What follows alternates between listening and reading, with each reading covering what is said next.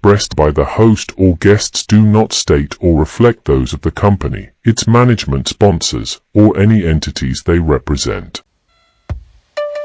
Oh, it's lit. We prime time. Subscribe, like, and share. Give us your feedback. Yo, I'm Manny at the plate and Kobe off of steel. Gretzky for the goal and Brady at the wheel. I'm a game changer, the Osaka of the tennis. And breaking scoreboards, Simone of the Olympics. Defense and big business, the Mayweather who way better. From the greatness of Jim Brown, I've been down. Talking sports before I was off the porch. Screaming Bo knows while Jordan was playing horse. Late 80s getting torched by the drive and the shot. 2016 got a ring off the 3 in the block. They eased to forgot the cardiac kids. Price and Doherty, Bell in the Indian years. This who it is. Your host D-Train, yo, that's a name banger. Come in the streets and talk sports with the game changer. Yo, your host D-Train, that's a name banger. Come in the streets and talk sports with the game changer. Yo, D Trent, Game Changer Sports Talk, Industry Sports, man. What's really good? What's really good? It is Saturday, November 18th.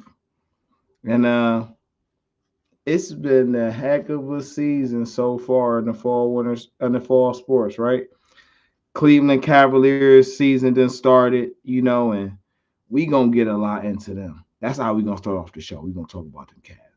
You know what I'm saying? After we talk about them Cavs, we're going to talk about these Browns. And we're going to look at what they got going on and what we be looking forward to the end of the season, all right? And then after that, we going to get into all the miscellaneous that's been going on around each league, some of these hot button topics, and we're going to put that together.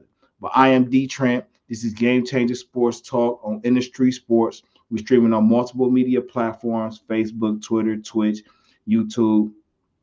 Follow us on IG at DTrent or at Industry Sports. If you missed the live recordings, you can catch the replays on Spotify, Google Podcasts, Radio Public, and various other streaming platforms. You know what I mean?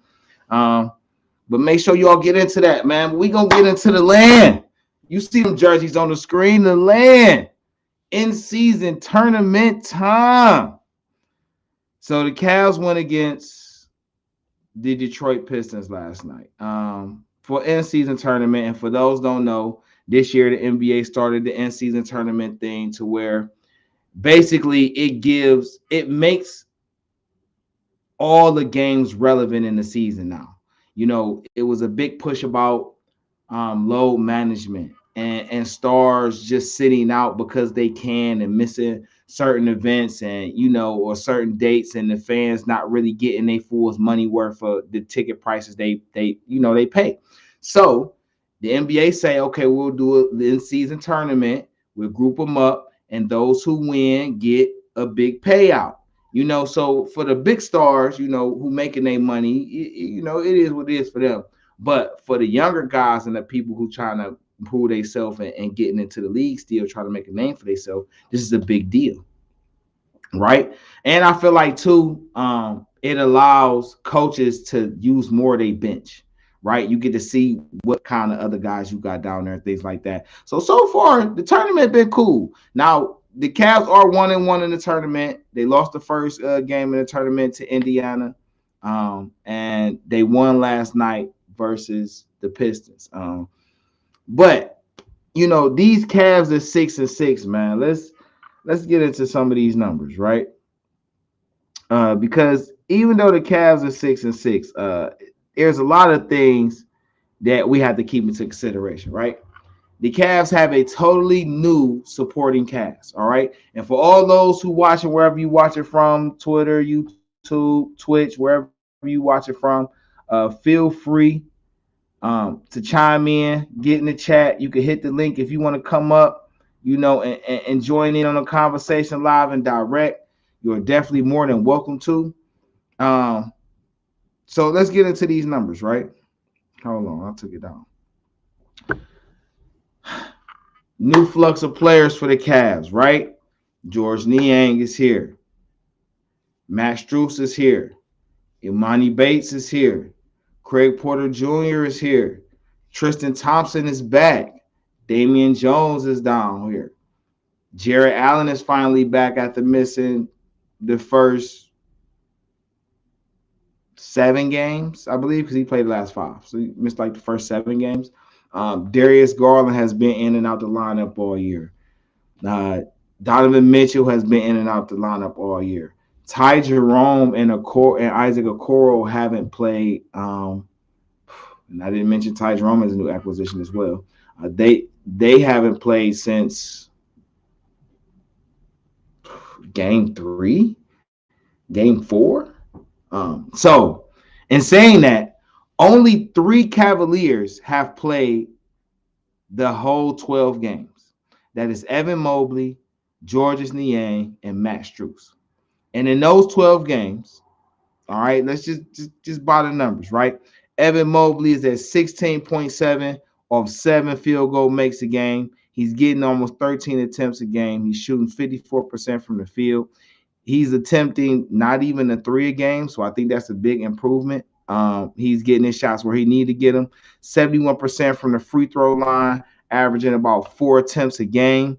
All right. He's averaging 10 and a half rebounds, 3.5 assists, almost a steal, almost 2 blocks, and a point differential of plus +0.3. All right. So Evan Mobley been doing this thing this year. It's been a big thing about Evan Mobley in that 3rd year, turning that corner, seeing what that offensive game is really like.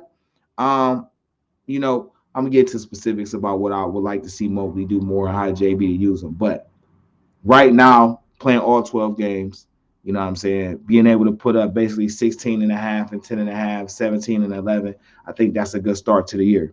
Georges Niang off the bench, averaging 6 points off 6 field goals.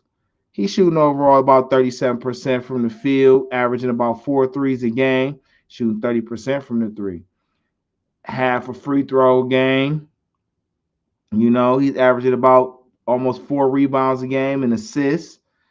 So we brought you over here to be a stretch for defender, right? And for the most part, he's definitely done that. He's definitely defended at a very high level. And it's still while adjusting and trying to find your role in the team, and especially while the whole team ain't healthy. I thought he's done pretty well so far. Been impactful, a good steady piece to come with Karis LeVert off that bench. But he's played all 12 games, and right now he's averaging basically 6 points, almost 7 points, and 4 rebounds. All right, can't be mad. 2 assists in there. You know what I'm saying? That's only off 22 minutes. All right, so that's cool. Matt Strus played all 12 games. He's averaging 14 and a half points off 12 shots, 43% from the field. He's averaging almost 8 threes a game, shooting 36% from the 3. You know what I mean? 88% from the free throw line, averaging 5 rebounds, almost 6 rebounds a game, and almost 4 assists, and a steal, and a half a block. So, a lot of people were iffy on the Matt Strus signing, and should he be getting all that money and all like that? And I think for these first 12 games, the fact that he's played every game, and the fact that he has been impactful in every game, whether he's starting in the backcourt with Donovan Mitchell or he's starting in the backcourt with Darius Garland, he's been impactful, to say the least. And to give my guy his credit, he's posterized a few people. They don't want to talk about it, but he's posterized, like he just posterized Asor Thompson last night.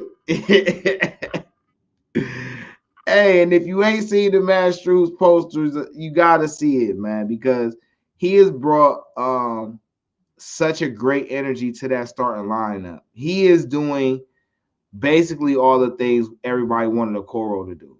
And that's not a knock on Isaac Okoro, because I think in the time that he's been able to play this year, he's been very impactful.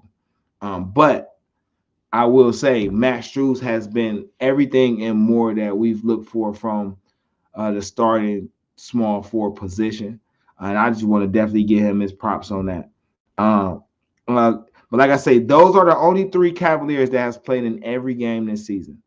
Karis LeVert and Dean Wade follow, playing in 11 games.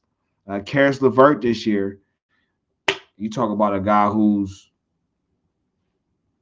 leading for six man of the year. All right, 18 points off the bench on 15 shots, shooting 42% from the field, averaging 6 threes a game, shooting 31% from the field. All right, averaging 4 rebounds, 4 assists, uh, 1.5 steals and a half a block a game.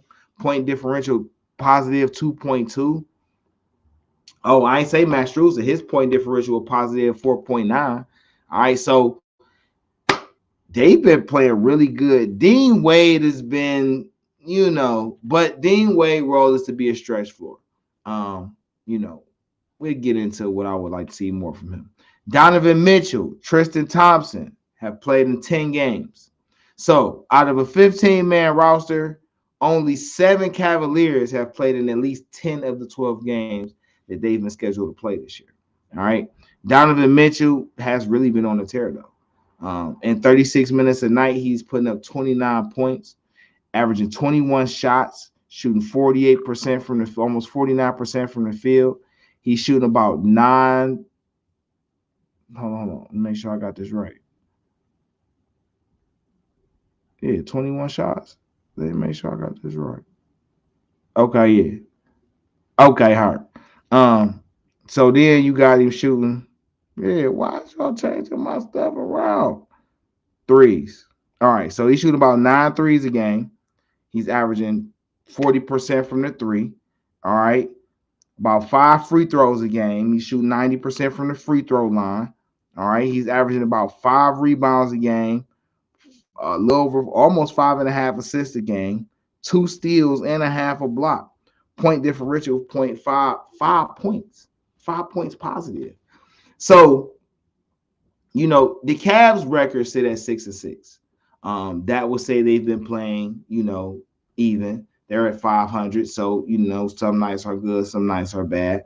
I would definitely attribute that to just getting used to each other.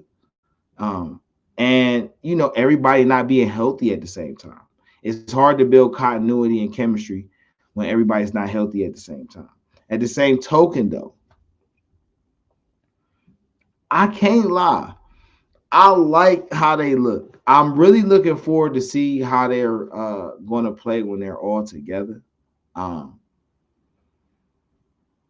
but let's go ahead and dive into a little bit of the X's and O's, right?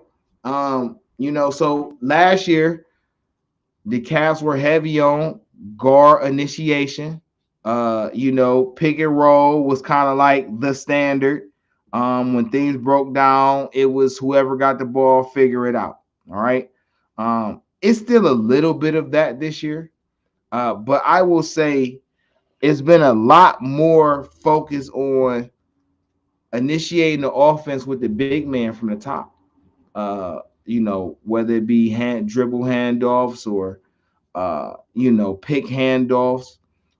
It's been a lot more give and go with the bigs. A stat came up last night that said Matt Strus averaging, we just talked about how he's averaging about 5 assists, 6 a game. 5 of his assists per game are to Evan Mobley. I think that is extremely interesting.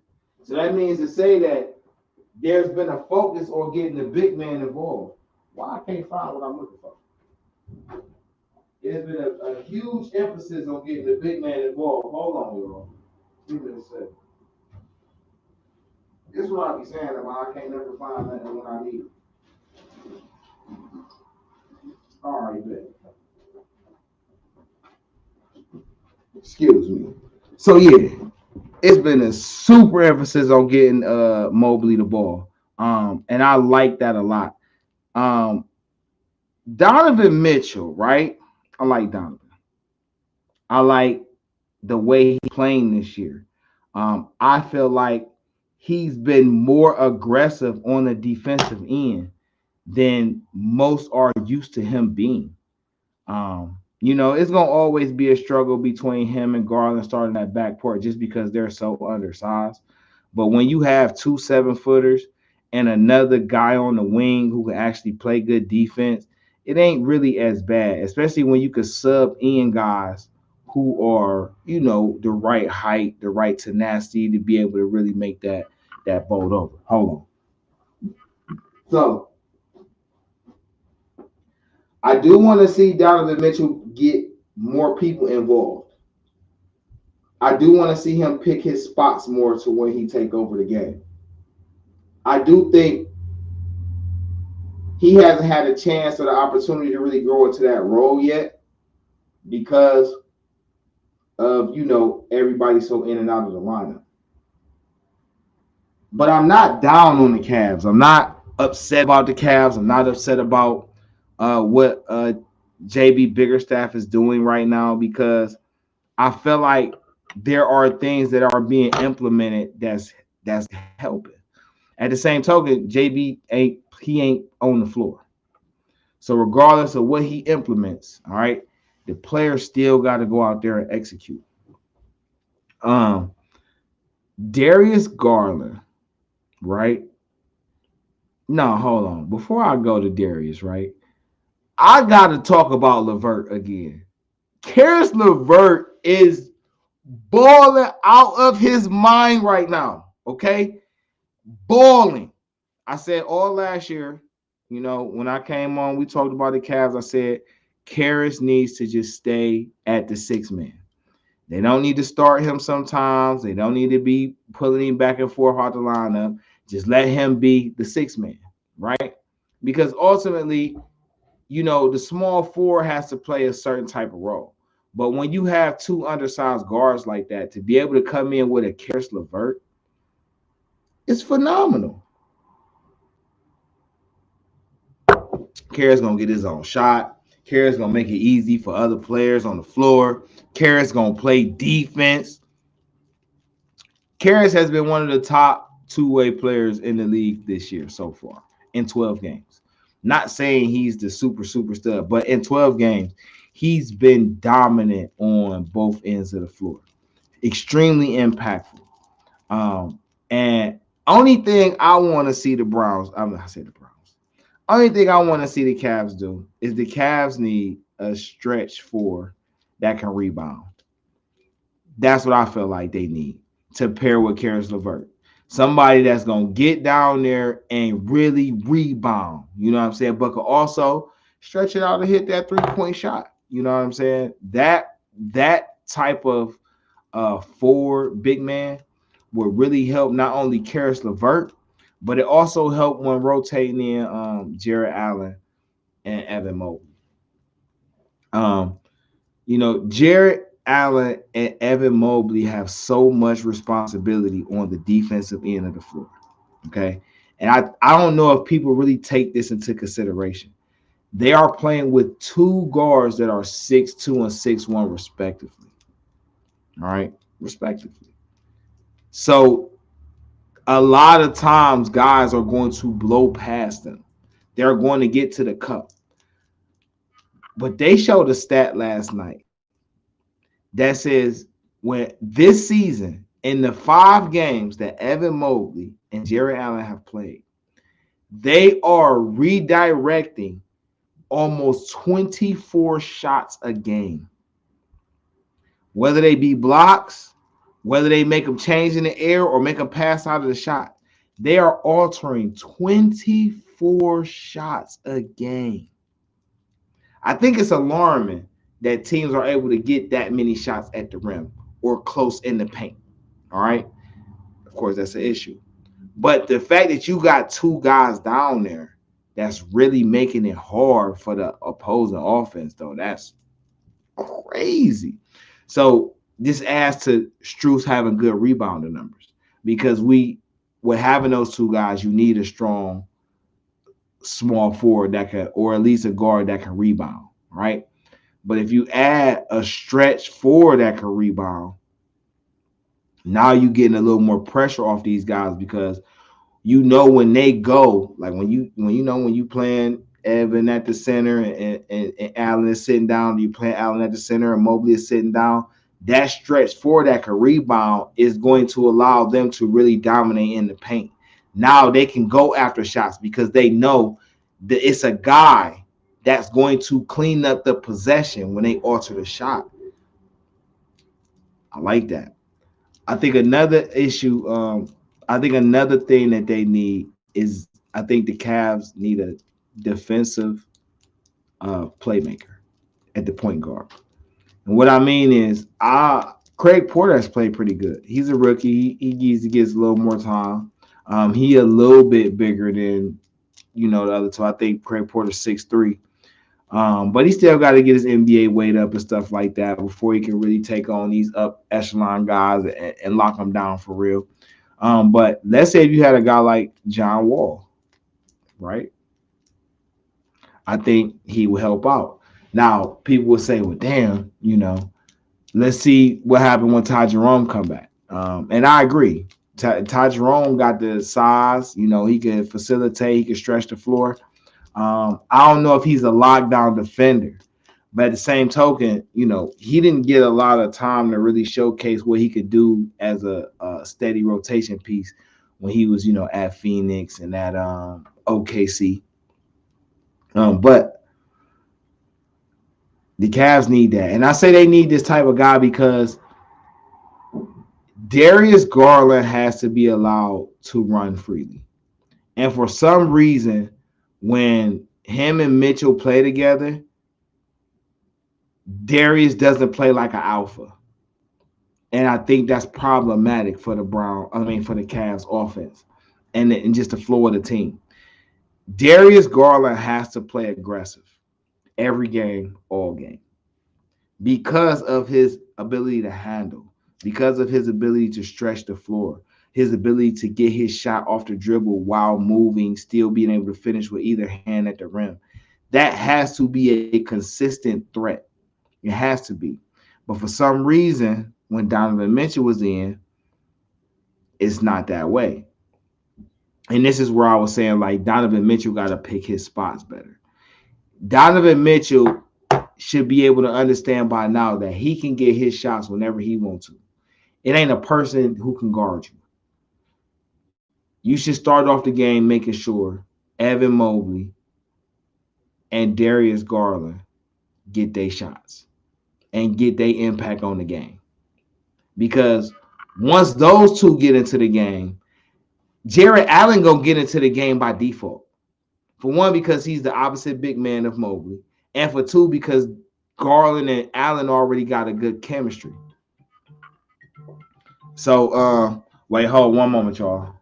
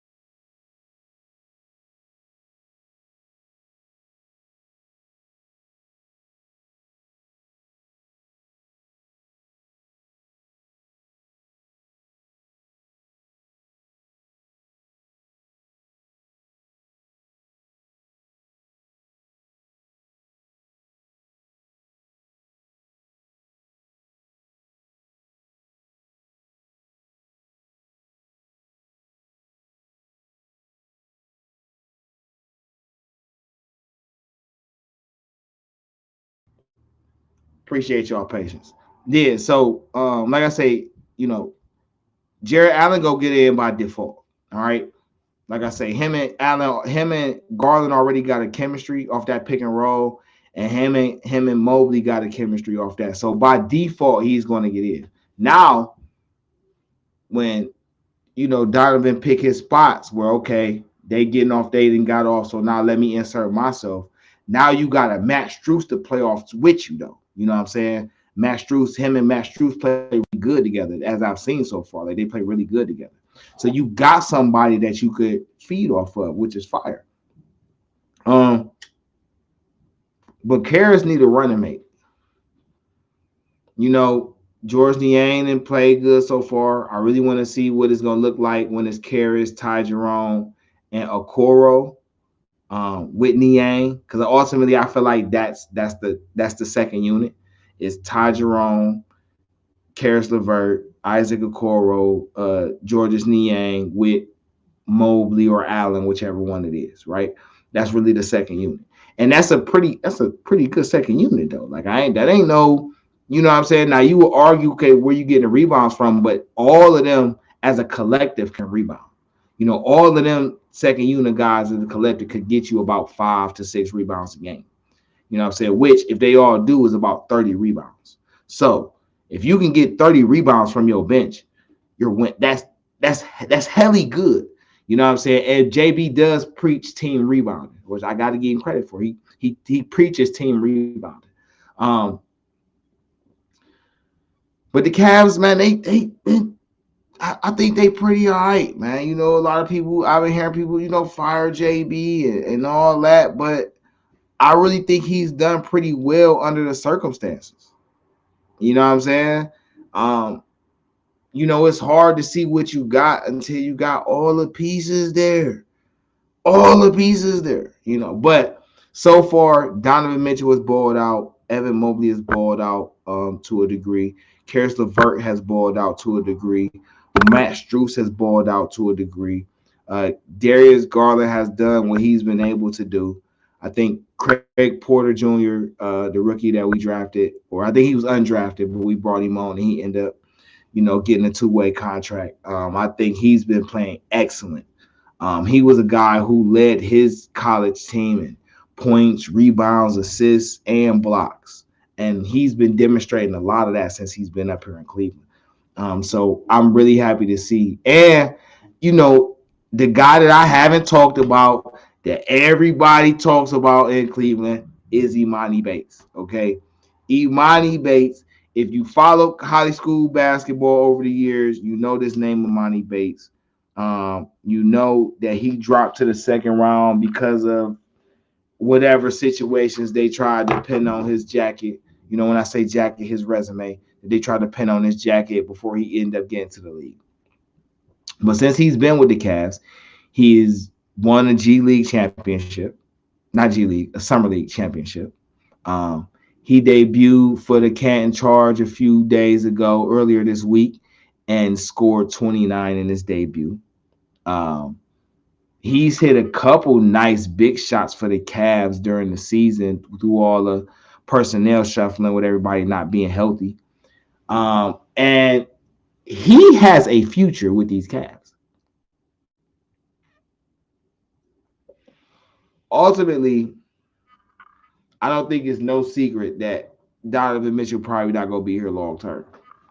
Now, do we, does one want to say that? Does one want to say, hey, the Cavs finally got a nice little formidable and they don't even want it? No, we don't want to say that. But we got to be realistic, right?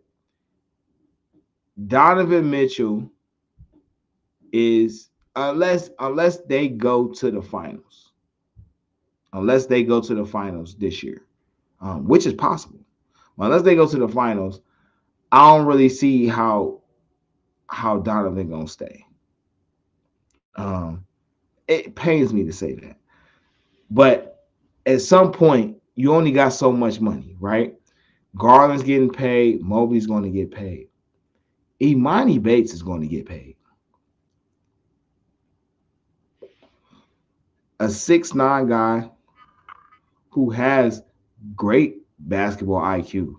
He could play team defense. He could play team ball. He could, get his shot off the dribble, get in the paint, pass it to the open guy. He can catch the alley hoop. He could throw the alley oop. He can play good team defense. And then the more he gets into his NBA body, the more of a formidable challenge he's going to be for opposing defenders. And at some point, you will have a lineup where basically Garland is the point, Imani is the 3, and Mobley is the center. You know what I mean? I mean, if nobody else sees that, I see that. I can see that. You know what I mean? And that's not bad, especially if you still got a Strus down there playing a 2 or an Okoro. I mean, Imani could get his weight up enough to where he could be a stretch four. We don't know how he's going to develop, but what I am saying is that personnel wise, I think the Cavs are in one of the best positions they've been in a long time. Personnel wise, they have so many different skill sets that they can pair up for so many different scenarios and situations. But I will say they need a rebounder. They need a rebounder. Even if it's not a stretch four, they need a rebounder. Somebody who just gets after it on the glass. Every championship team has to have that guy that just does the dirty work. That does the Udonis Haslem, that does the Dennis Rodman, that does the PJ Tucker, that does the Aaron Gordon, that does the Brooke Lopez. Like you need that guy on the team. And I'm interested to see who can become that guy. Can Isaiah Mobley come up and become that guy? Can Damian Jones develop and become that guy? Is that guy somewhere else that we haven't even explored yet? So, and you got to understand the division they in, right? Let's look at the Cavs versus the rest of the league, right? Because the league is popping. The league popping. Like we got to take into consideration, right? Boston is 10-2. Philadelphia is 9-3. Milwaukee is 8-4. Miami is 8-4. Indiana 7-4. The Orlando Magic is 7-5. All right, and that's round up the top six in the East. Then, as far as the play-in tournament goes, 7 through 10, the New York Knicks are 7-5. The Cleveland Cavaliers are 6-6. The Brooklyn Nets are 6-6. The Atlanta Hawks are 6-6. And then they're followed up at 11-12 with Toronto and Chicago. But I'll just mention Toronto because Toronto 5-7, and they're one win from being, one win and somebody losing from being in playoff consideration. But right now it's only 12 games into the season. All right. But a lot of these teams listen, Boston has a squad. Make no mistake about this. Boston, hold on. Boston has a squad, bro. D Trent, Game Changer Sports Talk, Industry Sports, streaming on multiple media platforms: Facebook, Twitter, Twitch, YouTube.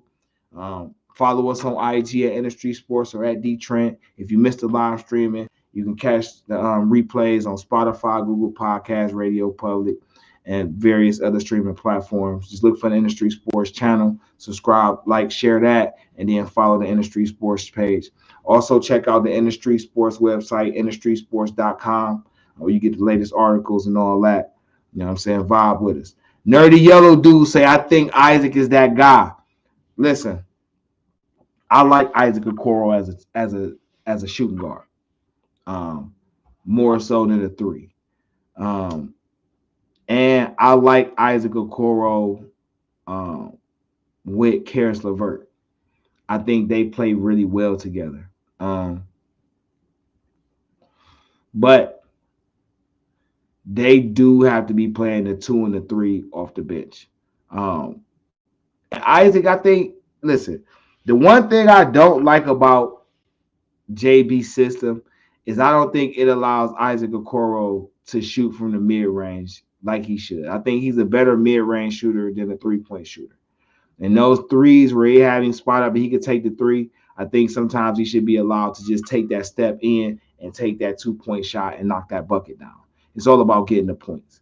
I feel like on the defensive end, on breaking transition, as far as just moving the ball around, I think he does all of those well on the team side.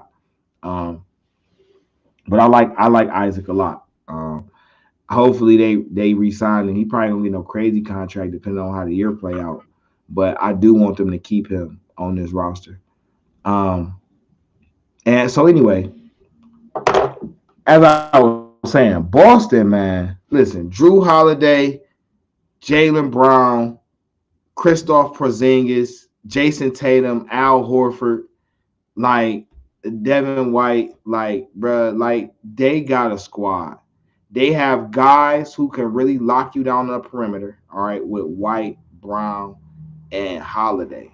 Then you got Kristaps Porzingis who can just flat out defend the rim, all right. and he's not the number one option. So you kind of forget he over there. Then they still coming off with Al Horford, and we ain't even talked about Jason Tatum, the superstar. All right, that squad is amazing. Philly minus James Harden. Ty- Tyrese Maxey looks like most improved player of the year candidate. He is just going off. Tobias Harris has more of an open freedom to do what he does best.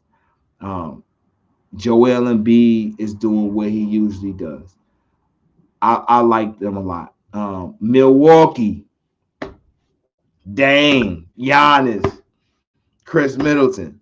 You know, when they get to clicking on all cylinders, they and Boston will be the teams to beat in the East. Um, I'm not saying Philly can't be up there or that they won't be up there, but I do feel like both of those teams just have a little bit more firepower than Philly currently has. Um, but we got to see how it play out. Miami has played really good so far this year, y'all. They 8-4.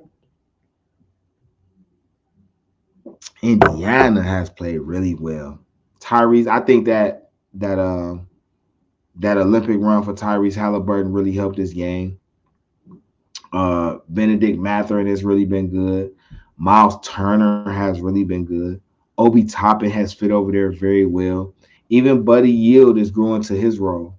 And I think they're going to be a playoff spoiler for a lot of teams. Orlando Magic. I want to know if the Orlando Magic can sustain 7-5 after 12 games, a game over 12 over 500. Well, I guess 2 games over 500. 2 games. And I want to see, can they be a play-in team this year? Can they get a top 6 spot? Those young guys over there ball are really good. Uh, and I'm gonna just do those right now as far as the East, far as the Eastern Conference goes. When it comes to the West, again, it's more teams that Cavs haven't championship aspirations. These are the teams you're going to have to show that you can beat on a regular basis to make that claim legitimate. All right, Denver 9-3. The Mavericks are 9-3. Minnesota is 8-3. Oklahoma City is 8-4. Sacramento Kings are 7-4. The Houston Rockets are 6-4. And that tops out the top 6 spots in the West. For 7 through 10 on the playing side, the Lakers are 7-6. The Phoenix Suns are 6-6. The New Orleans Pelicans are 6-6, and the Golden State Warriors are 6-7. The LA Clippers are at 11, and they are 4-7. What's crazy is, right, is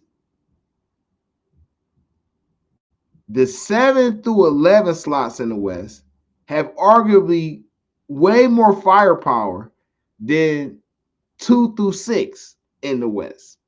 That's so crazy. But this is still early in the season. LA still getting their rhythm up under them. Golden State still getting their rhythm up under them. The Clippers are still trying to figure out how they're going to work their team. New Orleans still getting their chemistry together. Now they got everybody healthy, even though McCullough's been out for the last few games. But this NBA season, y'all, overall, this NBA season is going to be epic. I ain't gonna lie. Bron in year 21 is going bananas. Okay. Um, Between him, what Boston gonna do, what Milwaukee gonna do, and how Phoenix and them gonna turn up when Bradley Beal get back. Oh man, listen, this gonna be epic, man. The NBA season, 12 games in, I think is gonna be really, really good. And it's really gonna heat up in this little window between the start of December and the All Star break. I think it's gonna be really, really epic. So That is my Cavs take right now. You know what I'm saying? We're gonna get back into the Cavs later on and do something real nice with them. Get more in depth into each player and a little more into the X and O's. I just wanted to touch base with them for a minute. D Trent Game Changer Sports Talk Industry Sports streaming on multiple media platforms: Facebook, Twitter, Twitch, YouTube. Follow us on IG at Industry Sports or at D Trent. You can also follow us on every social platform like that at D Trent or at Industry Sports. If you missed the live streaming, you can catch the replays on Spotify, Google Podcasts, Radio Public, and various other streaming platforms. Now, I'm from Cleveland. You know what I'm saying? And what we gonna do is we're gonna let this one rock for the Cavs. We're gonna spin a block on y'all in about 10 to 15 minutes. And we're gonna come back and do these Browns. Because this is a Browns time. So D Trent, Game Changer Sports Talk, Industry Sports. Appreciate y'all all tuning in, fucking with us today. We gonna catch y'all in a couple of minutes when we spin the block, man. Be easy, stay safe, stay dangerous. You already know.